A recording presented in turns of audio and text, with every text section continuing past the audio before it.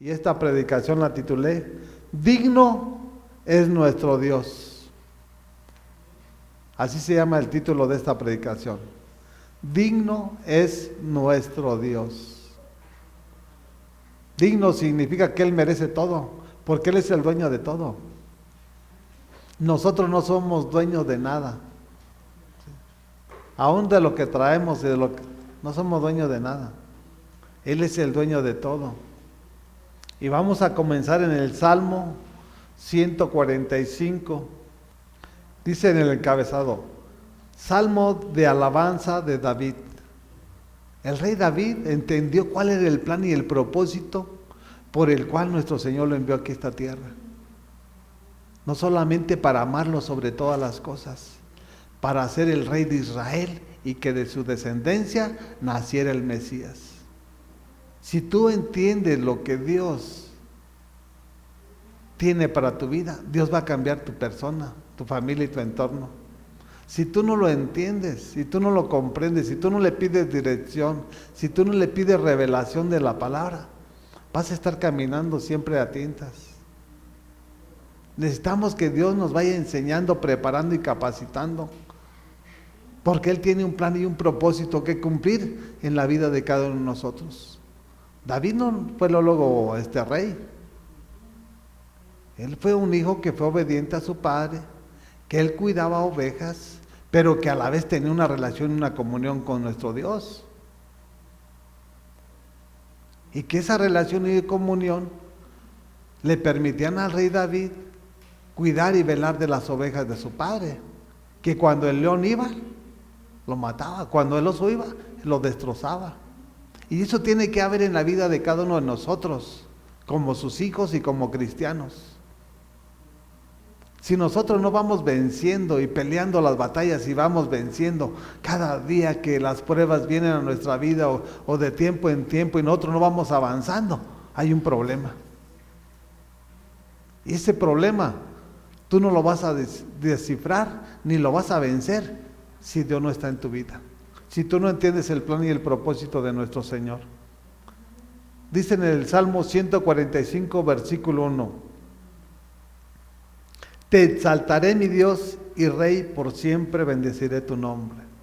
Eso es lo que debe de haber en la vida de cada uno de nosotros. No de tiempo en tiempo. Diario le tenemos que bendecir su nombre, porque su nombre es sobre todo nombre. Dice su palabra que ante su nombre toda rodilla se doblará, toda lengua confesará que Jesucristo es el Señor, para la gloria del Padre. Cuando nosotros aprendamos de la palabra, Dios es el que nos va a dar ese crecimiento espiritual, que tanta falta le hace falta a la iglesia. Por eso la iglesia no crece. Ese es el gran problema hoy en día en la iglesia. Pero cuando Jesús entra en escena y Él es tu maestro, Él te prepara, te capacita y te envía. No te estoy hablando del hombre, te estoy hablando de Jesucristo nuestro Señor. ¿Sí? Porque es su palabra que maldito el hombre que confía en el hombre. Tenemos que poner nuestra fe, nuestra esperanza en el Rey de Reyes y Señor de Señores, en el autor y consumador de la fe. Dice el 2. Todos los días te bendeciré, por siempre alabaré tu nombre. Todos los días que nos preste de vida, ¿qué tenemos que hacer? Alabarlo, bendecirlo, exaltarlo, glorificarlo, porque Él es digno de suprema alabanza y de suprema adoración. Por Él vivimos, nos movemos y existimos. Dale gracias a Dios que te puedes mover, que puedes levantar las manos. Hay muchos que no lo pueden hacer y con esas dificultades o con esas necesidades tratan de hacer y agradar a Dios nuestro Señor.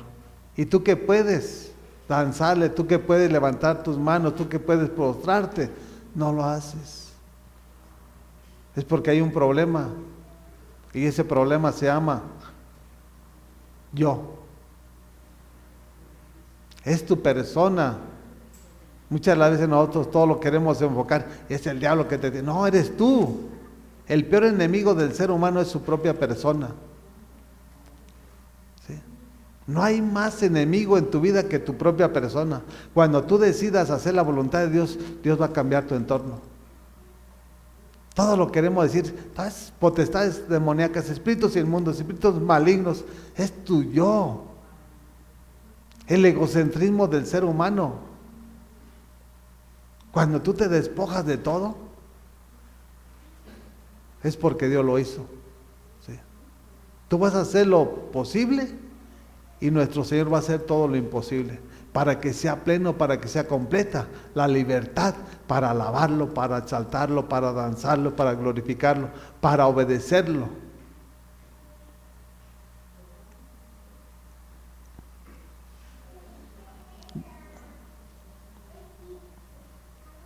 Todos los días te bendeciré, por siempre alabaré tu nombre. Cada día que Él nos presta, eso es lo que tenemos que hacer. Y David entendió que era lo que tenía que hacer. Dice en el versículo 3, grande es el Señor y digno de toda alabanza, su grandeza es insondable, es inigualable. No tiene principio ni tiene final su grandeza. Él es tan grande, tan alto, tan profundo y sobrenatural. Y a ese Dios es el que lo tenemos que entronar. A ese Dios que si realmente tú lo conoces, Él no es un diosito, mi amado. Él es el Dios todopoderoso, el que vuela sobre las alas del viento, el que hace de lo que no se ve todas las cosas. Él hizo de lo que no se veía, hizo todas las cosas y creó todas las cosas. Con una palabra de su boca. Se hicieron el día, se hicieron la noche, los vientos, las estaciones del año, el fundamento, el firmamento, con su palabra. Es ese Dios tan grande y poderoso que le servimos. Y por eso tenemos que humillarnos y postrarnos, reconociendo su soberanía. Pero hay multitudes que están dentro de aquí de la iglesia y siguen haciendo lo que quieren. Y Dios no va a trabajar en ese tipo de personas.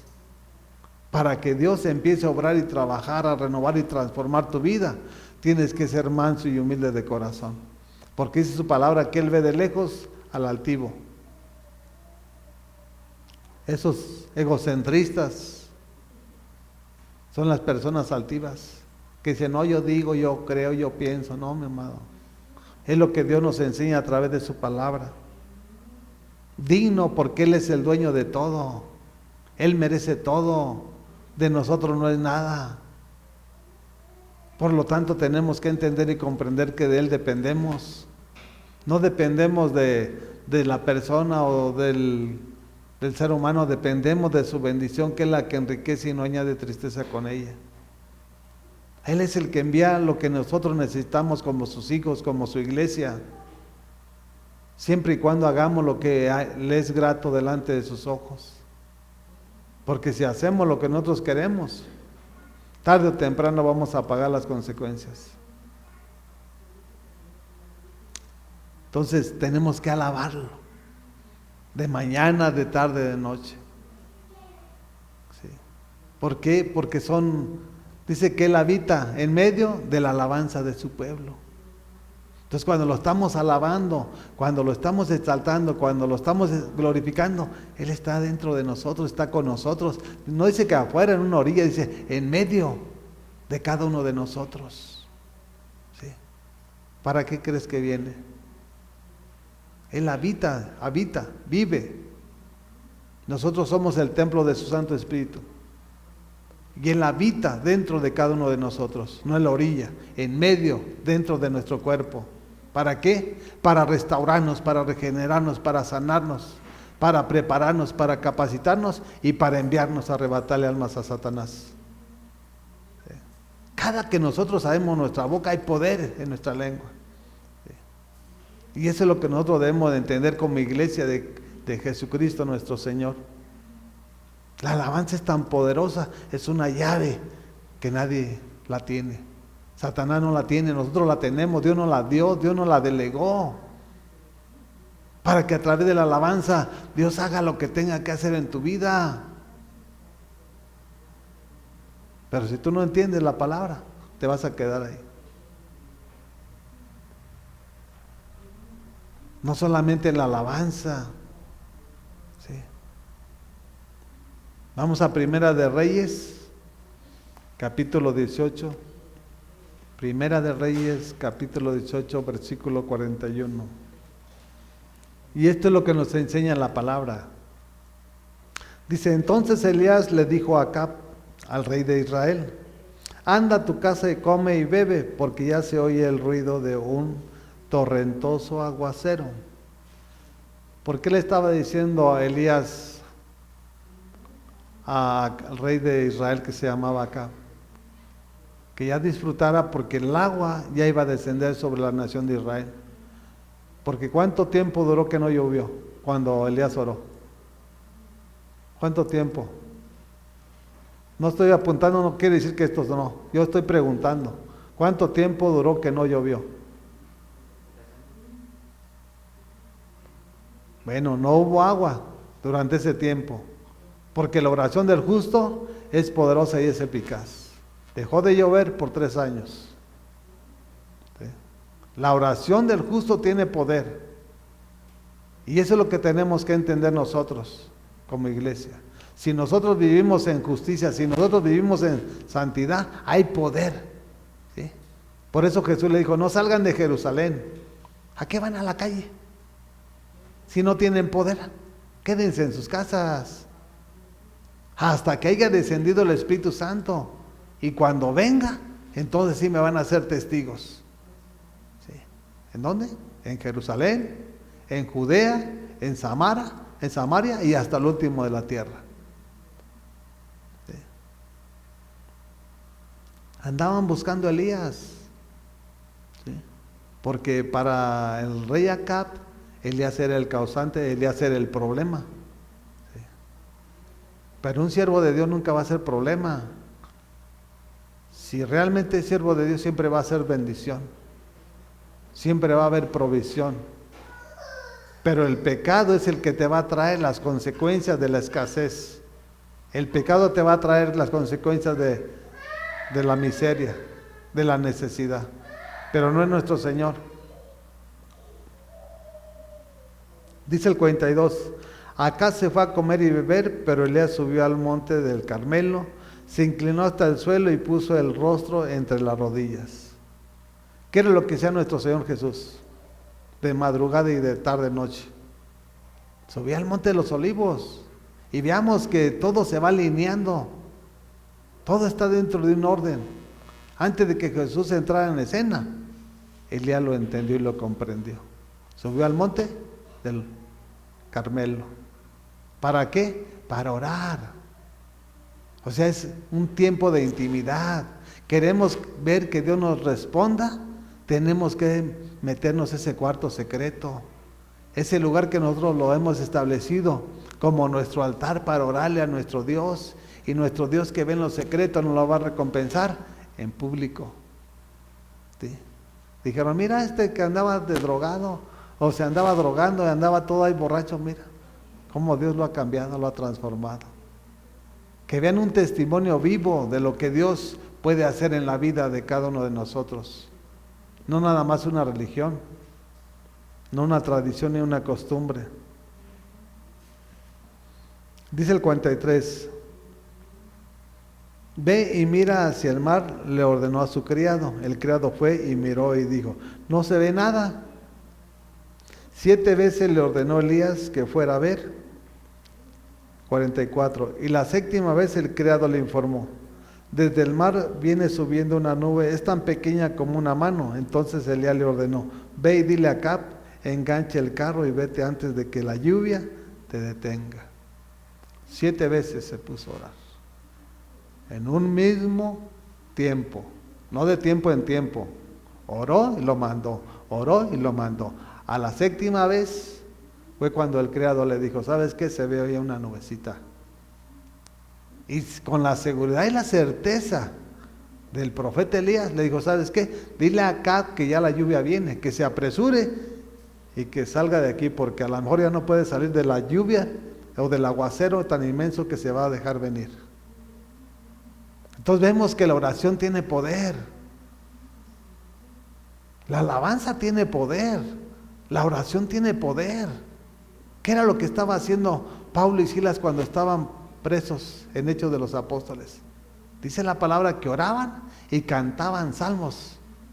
Pero los presos los oían, no estaban ahí. No, ellos clamaban, ellos gritaban. ¿Sí? Y vieron la gloria de Dios. ¿Qué nos enseña la palabra? Que se abrieron las puertas y se les cayeron las cadenas. Y la pregunta es, ¿ya se te cayeron las cadenas de esclavitud? ¿Eres libre? ¿O todavía eres esclavo? Porque hay gente que está aquí dentro de la iglesia y es esclava. ¿Sí? No de Jesucristo, de Satanás. Porque no han entendido y comprendido lo que Dios nos enseña a través de su palabra. La oración del justo es poderosa y es eficaz. Y Pablo decía, el evangelio del reino no consiste en palabras, sino en poder. Y eso es lo que debe de haber en cada uno de nosotros como su iglesia. Ese poder para atar y desatar, para decretar. No podemos decretar nosotros para toda la nación. Podemos decretar para mi persona, para mi familia y para mi entorno. ¿Sí? Porque aquí la salvación es personal. No podemos tomarnos esa atribución de, y yo declaro que México va a ser libre, que México... No, yo no. Es una imprudencia. Yo voy a declarar lo que yo quiero para mi vida, para mis hijos, para mi entorno, para mi casa. O donde yo estoy hablando y predicando, yo puedo hablar y declarar y decretar. Yo no puedo tomar la atribución de decir, Salamanca es para Cristo, Salamanca es... ¿Y quién soy yo? Yo soy un servidor de Jesucristo, sí, pero Él dice su palabra y su palabra me enseña que Él es el que produce el querer como el hacer. Yo no los voy a convencer. El Espíritu Santo es el que los va a convencer de pecado y de maldad. Aquí no se trata de emoción. Se trata de estar bien cimentados y arraigados en la roca. No vivir de emociones. Pues qué fácil es decir, México para Cristo, Estados Unidos para Cristo, Rusia para Cristo. Y luego, ¿quién lo va a hacer? Que cada quien en su lugar donde esté tome su compromiso. Y de esa forma yo creo que sí vamos a ir alcanzando almas para nuestro Dios. ¿Sí? Pero si nosotros estamos hablando, predicando y enseñando y otros están dormidos, y hablo de la iglesia, no vamos a llegar. Van a llegar los que están siendo enseñados, preparados y capacitados, los que están entendiendo el plan y el propósito por el cual nuestro Dios nos sacó de las tinieblas y nos trasladó al reino de su Hijo, que es la luz. ¿Sí? Entonces veamos que la oración tiene poder. Tienes que doblar rodillas, tienes que humillarte, tienes que reconocer la soberanía de nuestro Dios. No te sientas arrogante, no te sientas que tú eres el dueño de lo que tú tienes. No, mi amado. Es un engaño y una mentira de Satanás. Porque te hace ver que tú eres el dueño. Cuando la palabra nos enseña que nosotros no somos dueños de nada. ¿Sí? Nada más nos enseña que somos administradores. Porque Él es el dueño de todo. ¿Sí? Y hay que darle buen uso a lo que Él ha puesto en nuestras manos. Porque sirven para bendecir, para bendecirnos y para vivir una vida digna también aquí en este mundo. ¿Sí? Nuestro Señor no quiere que suframos. Ella sufrió en la cruz para que ahora nosotros disfrutemos dentro de su reino, dentro de su voluntad, dentro de su verdad, no fuera. Y los que están fuera pues son los que están sobreviviendo, son los que están llenos de problemas, de dificultades, porque no han entendido que la oración tiene poder, que la oración es una llave que abre las ventanas y las puertas de los cielos en la tierra y en el cielo. ¿Dónde se abrieron las puertas cuando Pablo y Silas oraban? Aquí en la tierra se abrieron. Y hay muchas personas aquí cristianos que vienen y se reúnen y se congregan, y donde quiera que van tienen puertas cerradas. Van y buscan trabajo y no encuentran. No tienen visión, no tienen dirección. Cuando Dios llega, Dios te cambia. ¿Sí? Por eso dice que no nos conformemos a este siglo, sino renovados mediante el conocimiento ¿de quién? De su palabra. Nosotros no nos conformamos a lo que ven nuestros ojos. Nosotros nos conformamos y creemos lo que Él nos enseña a través de su palabra. Y eso es lo que cambia las circunstancias de nuestras personas, de nuestras vidas. No es la emoción, es su palabra.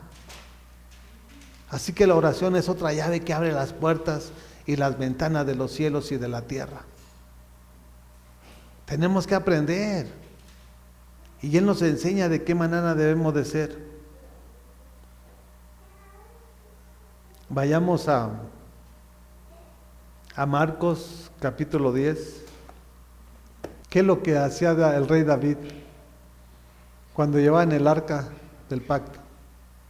Dice que él danzaba, él se regocijaba. ¿Sí? ¿A quién? Al Dios de dioses, al Rey de reyes y Señor de señores. No le importaba quién lo estaba viendo, él lo que estaba haciendo lo estaba haciendo para nuestro Dios. Y si es tu Dios, también lo mismo debes de hacer. ¿Sí? Ya me imagino cómo se le remolineaba y danzaba delante de todos, exaltando y glorificando el nombre de Dios, aún siendo rey ya. ¿Cuántos que son líderes o pastores que ya ellos ya se quieren soberanos y hay tantos estáticos, paralizados? No, mi amado, hay que mostrar la humildad que Dios nos da. Y tenemos que ser el ejemplo para que sigan los pasos de Jesucristo nuestro Señor. Porque si nosotros somos los que le estamos dando el alimento, el crecimiento de tu persona, van a aprender a que sean hombres hambrientos, violentos y sedientos, o que sean personas apáticas que nada más estén ahí sentadas. Nosotros somos los que tenemos que darles el alimento para que venga el crecimiento a sus vidas. Si no les das el alimento, ¿qué van a crecer? ¿Qué van a aprender? Van a estar todas desnutridas. Así que tenemos que aprender de la palabra. Y la palabra nos va a llevar a otro nivel. ¿Sí? Es en Marcos capítulo 10. Versículo 46.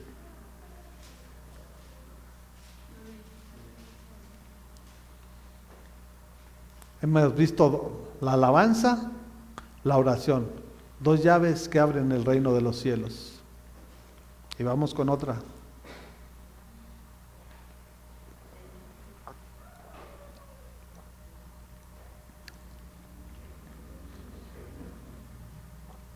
Dice el encabezado: el ciego Bartimeo recibe la vista.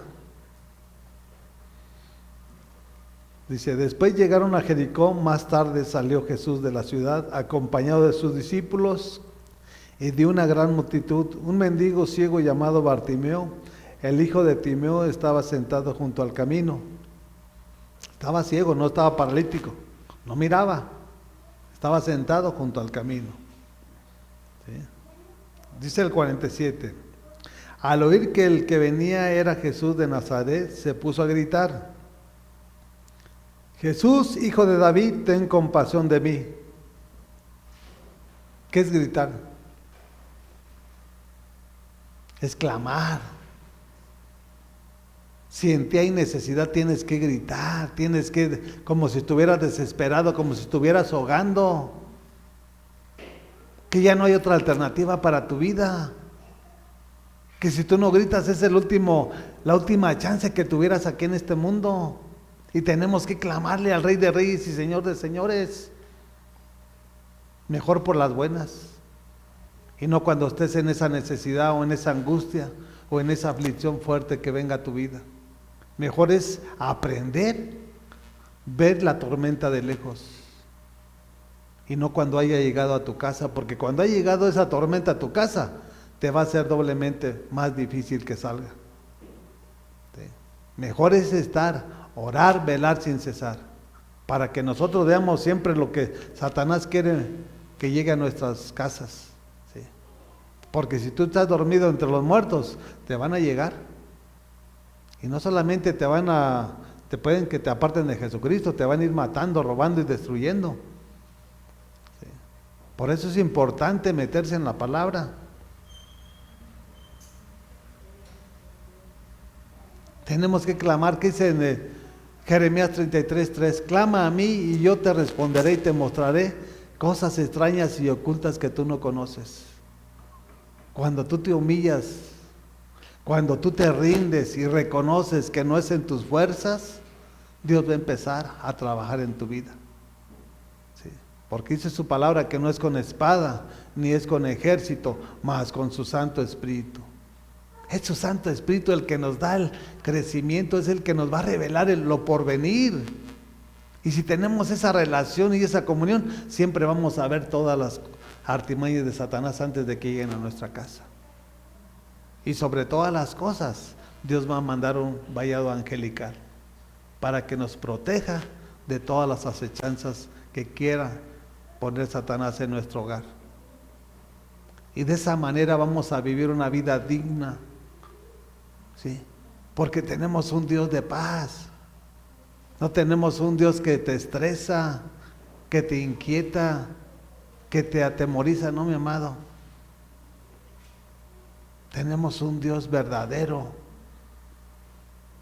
Él es el que cuida de cada uno de nosotros. Si la paz de Dios, la paz de nuestro Dios que sobrepasa todo entendimiento, guardará nuestros corazones y nuestros pensamientos en Jesucristo, no en el mundo, no, mi amado, en su Hijo Jesús. ¿Quién es Jesús? Jesús es el camino, Él es la verdad y Él es la vida. Y yo le pido no solamente mi mente y mi corazón, sino mis manos, mis pies, cada uno de mis miembros, guárdalos en tu Hijo Jesús. Si su palabra dice que mi mente y mi corazón, yo quiero que todo mi ser. Esa es mi necesidad, yo no sé cuál sea tu necesidad. ¿Para qué? Para que se cumpla su plan y su propósito.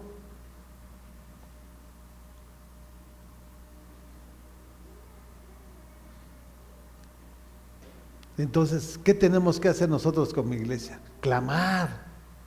Queremos que Dios añada almas, queremos que Dios abra las puertas, queremos que Dios empiece a trabajar en nuestra vida. Hay que clamar. Todos que estemos unánimes como estuvieron los apóstoles en Hechos de los Apóstoles. Cuando estaban todos unánimes, ¿qué pasó? Vino el Espíritu Santo y los empoderó y nada fue igual para la iglesia primitiva, porque Él nos enseña a través de su palabra que Dios añadía cada día almas a la iglesia. No eran los apóstoles, no. Los apóstoles hablaban, predicaban, enseñaban. ¿Y quién era el que añadía almas a la iglesia? Nuestro Padre. ¿Sí? Y eso es lo que queremos nosotros. ¿Sí? Nosotros tenemos que esforzarnos a hacer lo que Él nos está demandando. Y Él va a hacer lo sobrenatural. Él es el que va a convencer al mundo de pecado y de maldad. Dice, al oír que el que venía era Jesús de Nazaret, se puso a gritar, Jesús, hijo de David, ten compasión de mí. Se puso a gritar, no nos dice que gritó. O sea, estaba gritando. Gritaba y gritaba, Jesús, hijo de David, ten compasión de mí. Jesús, hijo de David, ten compasión de mí. ¿Qué es lo que debes de hacer? ¿Cuál es tu necesidad? Pues lo mismo debes hacer. ¿Quieres recibir tu milagro? Todo está en las manos de Jesús. Todo está en las manos de nuestro Dios. Porque dice su palabra que al que cree, todo le es posible. Y si tú crees que Él te puede sanar, Él te va a sanar. ¿Sí? Pero tenemos que clamar, tenemos que orar, tenemos que alimentar nuestra alma de su palabra. Y llevar sobre todas las cosas un testimonio que sea grato delante de los hombres aquí en este mundo. No nada más hablar y vivir como el mundo vive. Estamos en el mundo, pero ya no somos del mundo. Dice el 48, muchos lo reprendían para que se callara, pero él se puso a gritar aún más. Así hay muchos que están en la iglesia. Ay, ni entran ni dejan que entre. ¿Sí? No, ni te va a hacer caso. Pero Jesús ve tu corazón. ¿Sí? Y eso es lo que debes de tener siempre tu mente y tu corazón en Jesús, no en el hombre, en Jesucristo. Porque si tú le abres tu corazón, dice su palabra que Él va a entrar en ti, Él va a cenar en ti y Él va a morar en ti. Y es una verdad y es una realidad. No creas lo que dice el ser humano, porque habrá muchas personas dentro de la iglesia y fuera de la iglesia. No, ¿para qué vas a la iglesia? Si es lo mismo el católico, el apostólico y el romano, o sea, ¿para qué vas?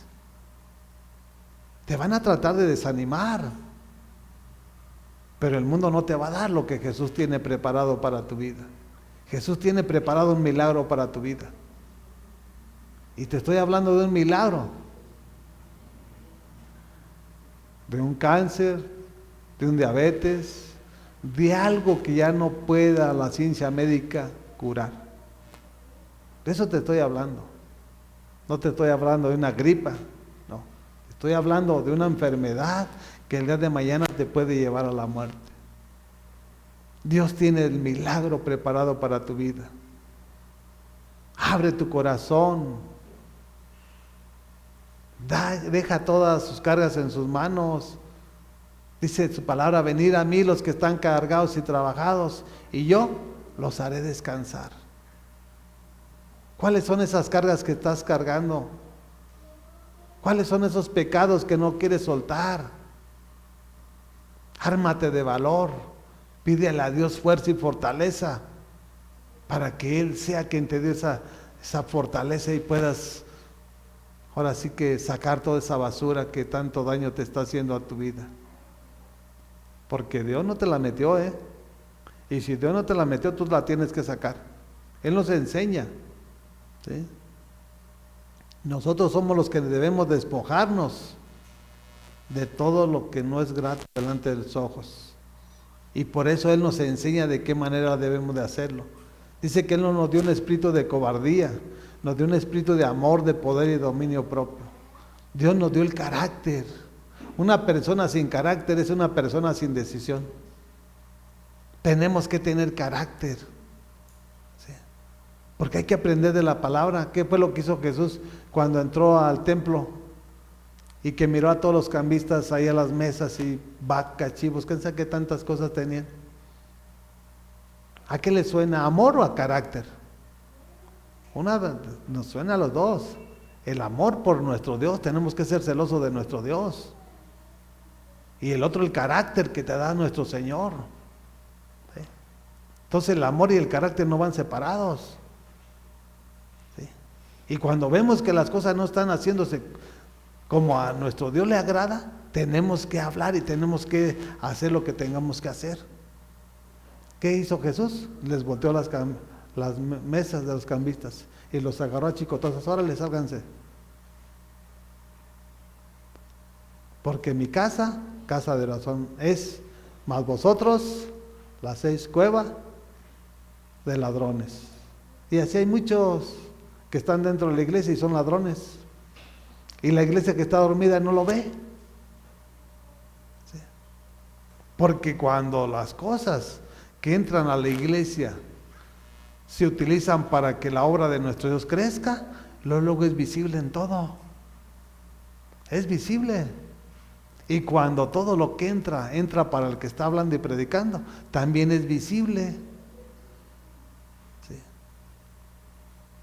Siempre Dios nos da la capacidad de ver lo que el mundo no ve.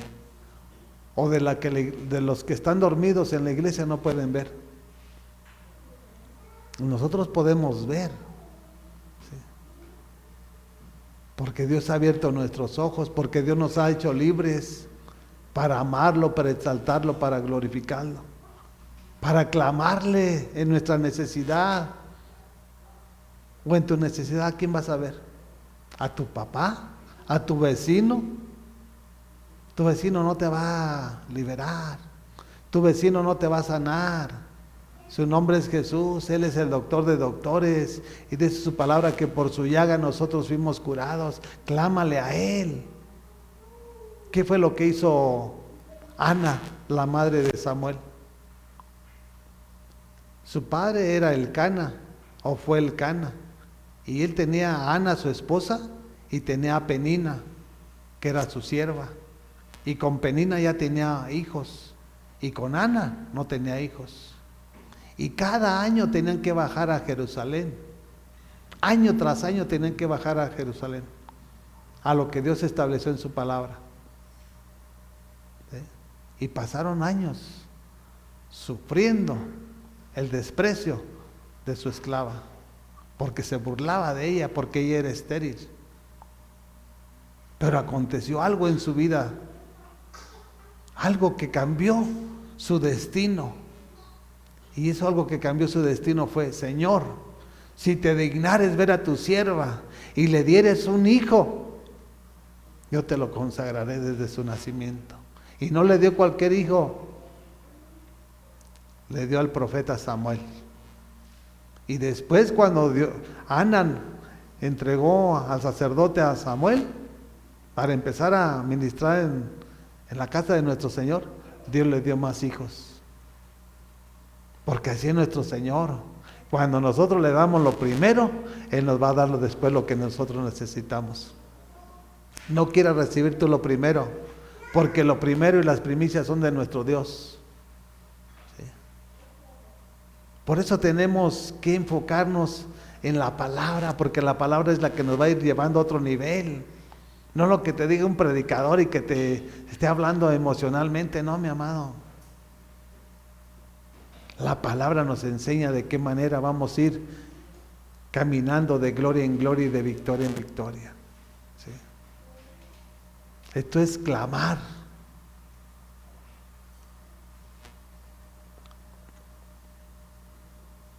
Dice el 49. Jesús se detuvo y dijo, fíjate, se detuvo al clamor de un hombre. Llámenlo.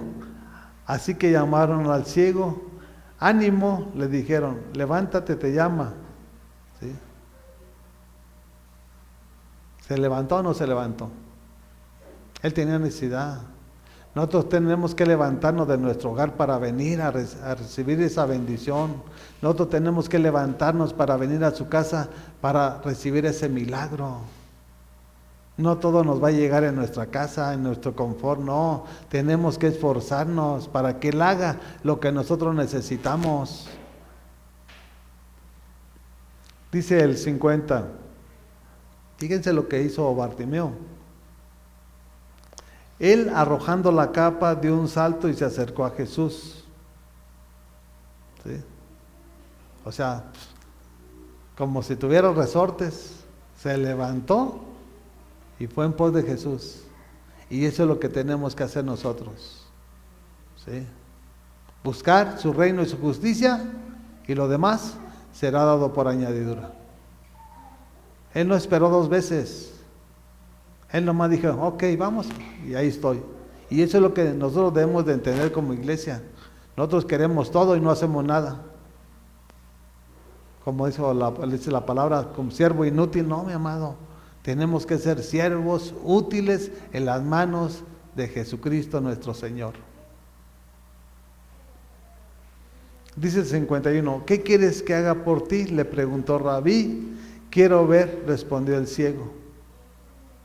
Fíjate, hasta qué nivel lo levantó. Rabí, o sea, tú eres el maestro. Yo quiero recibir la vista. ¿Qué quieres que haga? Pues yo quiero ver. Porque así siempre me valgo de otra persona. Yo no puedo valerme de sí mismo. Y él quería valerse de sí mismo. Y por eso ese clamor, esa necesidad que había dentro de su persona, que lo hizo que gritara, no le importaba quién estuviera a su lado. Y así debemos de ser nosotros, porque yo no te voy a suplir tus necesidades. El único que nos va a suplir cada una de nuestras necesidades se llama Jesús. Y por lo tanto a Él le tenemos que abrir no solamente nuestro corazón, nuestra alma, nuestro ser, de los pies a la cabeza, que Él entre. Para que Él sea quien tenga que hacer en la vida de cada uno de nosotros. Porque Él tiene un plan y un propósito que cumplir en cada uno de nosotros. Dice el 53, puedes irte, le dijo Jesús, tu fe te ha sanado. Al momento recobró la vista y empezó a seguir a Jesús por el camino. Esa es la evidencia de la gratitud y del clamor de un hombre. Porque le clamó en su necesidad. Y en el agradecimiento, ¿qué pasó?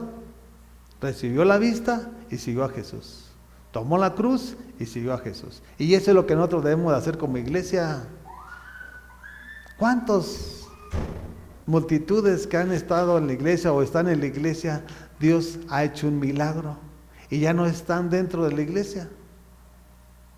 O hizo un milagro, lo libertó, lo sanó y está embarrándose de nuevo como el mundo, o está viviendo como el mundo. Esas personas no son agradecidas, son malagradecidas. Porque el que es agradecido va a ser desde el principio hasta el final. ¿Sí? No solamente ahorita porque ya estoy muy contento y porque Dios está obrando y no, sé que va a haber pruebas, sé que va a haber aflicciones, pero dentro de todo le tengo que pedir que me dé fuerzas, le tengo que pedir que me dé esa fortaleza, siempre humillándome, reconociendo que yo no puedo hacer las cosas, que Él es el que las va a hacer en la vida de cada uno de nosotros. ¿Sí? Dice que Él es el que da fuerzas al que no tiene. Él nos va a dar las fuerzas más que suficientes para seguir adelante. ¿Sí? Porque Él tiene un plan y un propósito divino sobre esta casa.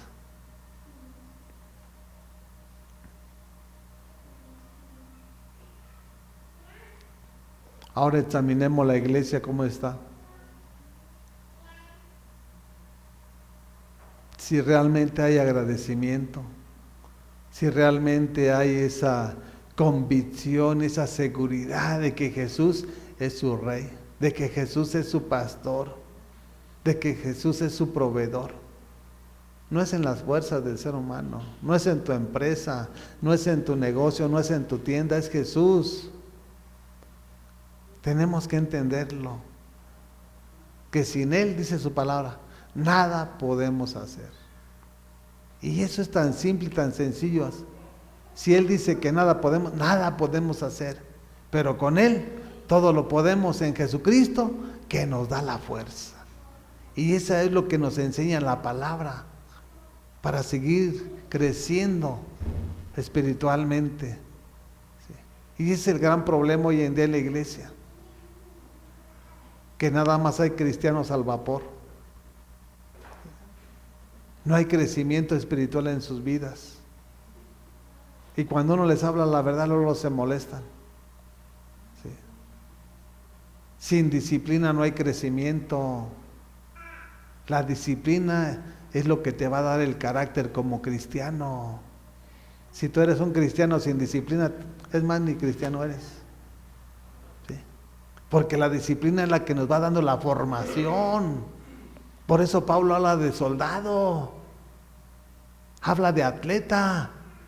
Un atleta tiene que estar disciplinado en su alimentación, en sus horas de dormir. De igual manera un soldado. ¿Para qué? Para que estemos preparados y capacitados para vencer toda tentación y todo designio de Satanás. ¿Sí? Si nosotros no sabemos contra quién vamos a luchar y contra quién vamos a pelear, ya estás vencido, mi amado. Tenemos que saber de qué manera se mueve Satanás, pero Dios nos ha dado las llaves y las armas para poder vencer todo designio de Satanás. Es su palabra. Dice que su palabra es la espada del Espíritu Santo. ¿Y para qué sirve una espada? Para pelear las buenas batallas de la fe, porque la lucha no es con carne ni sangre, sino contra principados, potestades y gobernadores que se mueven sobre las regiones celestes. ¿Sí? Y se mueven también aquí en los aires. Así que en la medida que tú vayas aprendiendo, rápido vas a llegar a ese nivel. Vamos a Efesios capítulo 1. Veamos que la esposa de Abraham, que era Sara, también era estéril. Pero esos grandes hombres supieron establecer su altar, esa relación y esa comunión con nuestro Dios. Su esposa de Jacob también. Para eso nos sirve la palabra, para adquirir esa fe que tanta falta le hace a la iglesia. Y no nos llamó nada más a estar de libertinos, no. Hay aquellos que están en el libertinaje, van a tropezar y van a caer. Efesios capítulo 1.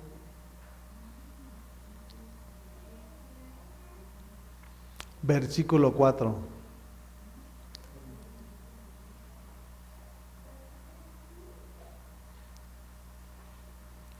Dice, Dios nos escogió en él antes de la creación del mundo, para que seamos santos y sin mancha delante de él en amor. Fíjense lo que nos está hablando la palabra.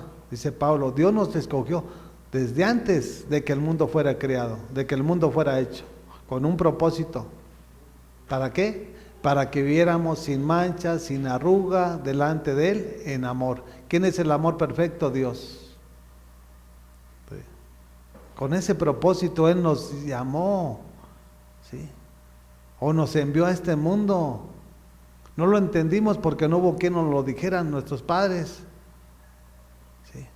Pero después que llegamos a los pies de Cristo, ese tipo de vida debemos de llevar, ¿sí? No decir, no, pues no hay pecador. Sí, cometemos pecado. Pero cada pecado que cometemos es un aprendizaje que debe de haber en nuestras vidas. Y es el crecimiento que debe de haber en el cristiano. Porque si tú no aprendes de los pecados o de los errores, nunca vas a crecer. Tenemos que aprender. Dice el 5. Nos predestinó para ser adoptados como hijos suyos por medio de Jesucristo, según el buen propósito de su voluntad. Está hablando del Padre y del Hijo. Dios nos predestinó, dice, para ser adoptados como sus hijos suyos. ¿Y quién fue el intermedio? Jesús. Porque Él fue el que murió en la cruz. Por mí y por todo el mundo entero. Porque de tal manera amó Dios al mundo que ha dado a su Hijo unigénito, para que todo aquel que en Él crea no se pierda, mas tenga la vida eterna. ¿Sí? O sea, fíjate cómo nuestro Señor, el Padre de nuestro Señor Jesucristo, empieza a obrar y empieza a trabajar, y todo lo relaciona a Él con Jesús y Jesús con el Padre. Nada dice separados, no. Siempre está hablando del Padre y siempre está hablando del Hijo, y el Hijo siempre está hablando del Padre. Por eso dice que son uno. Y así como ellos son uno, debemos de ser nosotros uno. Todos debemos estar unánimes como iglesia, ¿sí? Nada de que esta es la pentecostal, que aquí es la presbiteriana, que aquí... No, mi amado. Si es el mismo espíritu, todos tenemos que estar unánimes, ¿sí? Todos tenemos que tener ese temor, ¿sí? Y es el problema hoy en día en la iglesia, no tienen temor. Y por eso no tienen la sabiduría ni la inteligencia de nuestro Señor. Porque eso es lo que nos enseña en Proverbios, ¿sí? El temor a Jehová es el principio de la sabiduría, y el conocimiento del Santísimo es la inteligencia. Si tú no tienes temor de Dios, no tienes nada. Así de sencillo. Dice el 6, fíjense lo que dice el 6. Para alabanza de su gloriosa gracia que nos concedió en su amado. ¿Nosotros somos salvos porque lo merecemos? Somos salvos por gracia. ¿Qué te costó? ¿Qué me costó? Nada. ¿Qué tenemos que hacer? Lo mínimo es alabarlo, glorificarlo, exaltarlo. Si realmente tienes un corazón agradecido de lo que Él ha hecho en tu vida, eso es lo mínimo que nos corresponde a nosotros como seres humanos o como cristianos. No estamos haciendo algo extraordinario, no, mi amado. Es algo ordinario.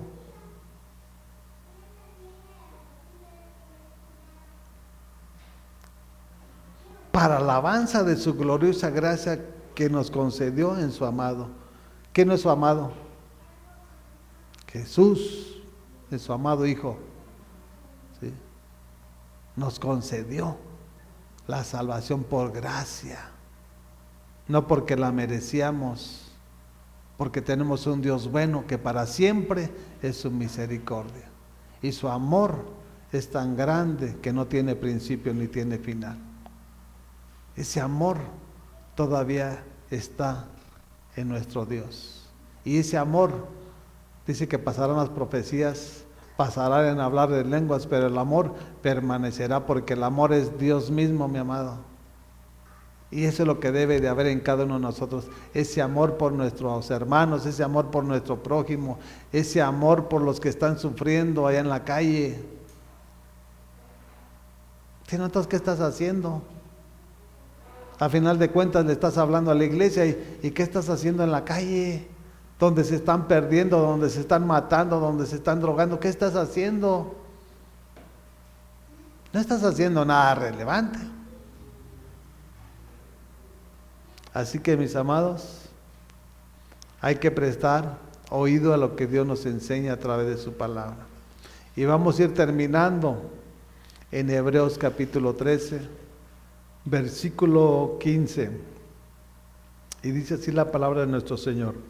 Así que ofrezcamos continuamente a Dios por medio de Jesucristo un sacrificio de alabanza, es decir, el fruto de labios que confiesan su nombre.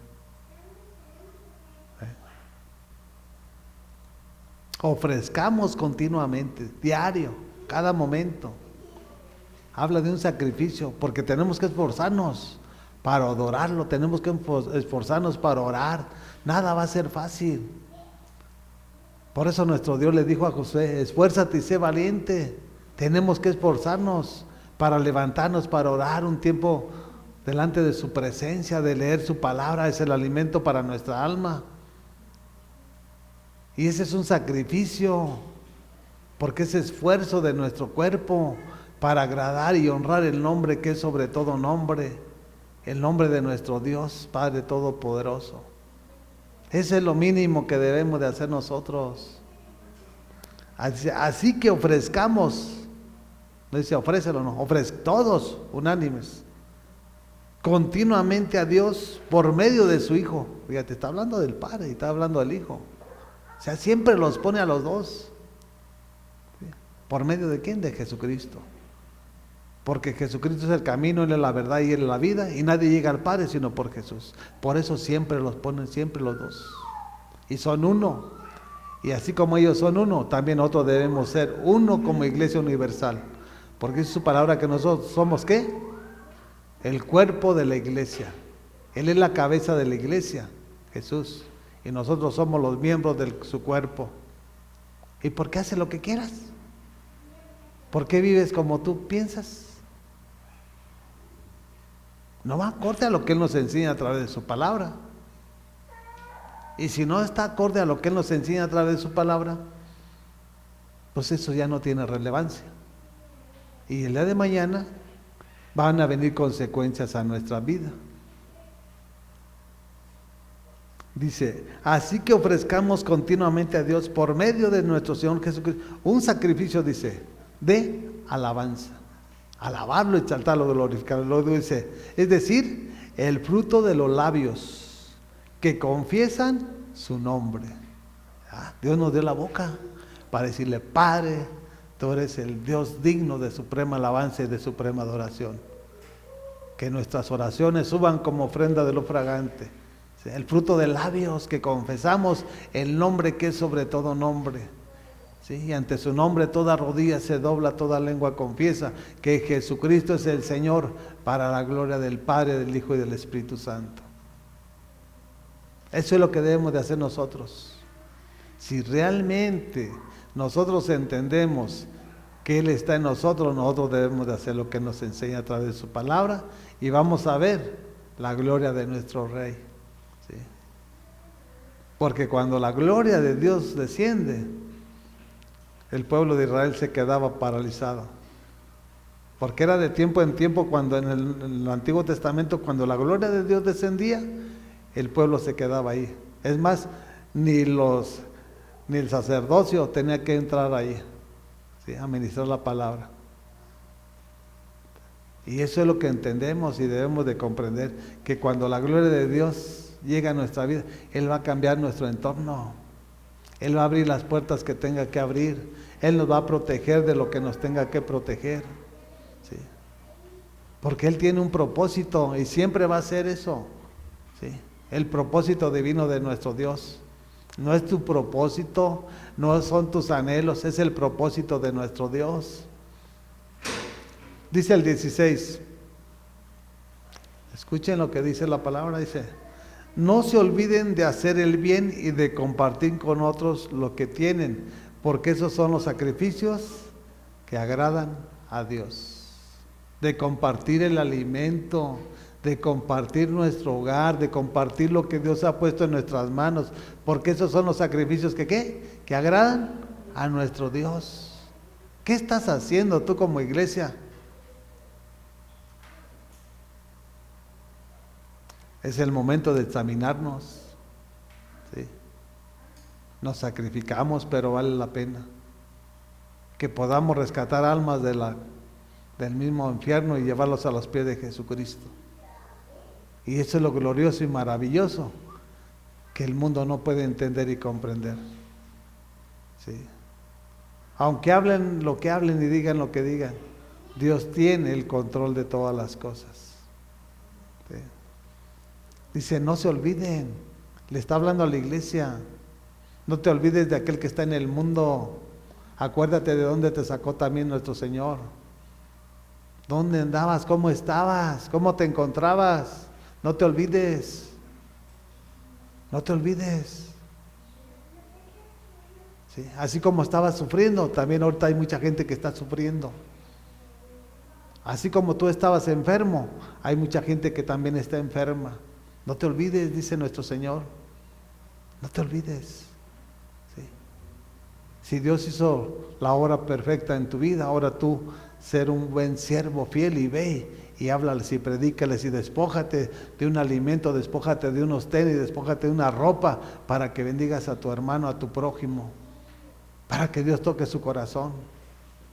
No nada más es pura emoción. Aquí se trata de hechos. Y el hecho es un testimonio.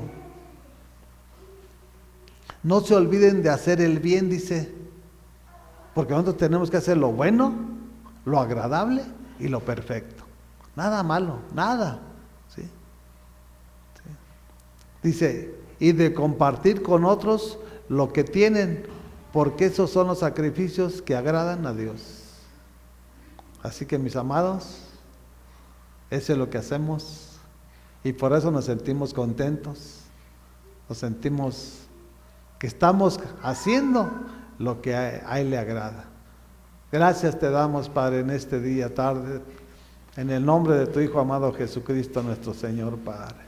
Convence, Señor, a las almas, a los corazones que vengan en pos de ti, Padre, en el nombre de tu Hijo amado Jesús. Amén, amén y amén.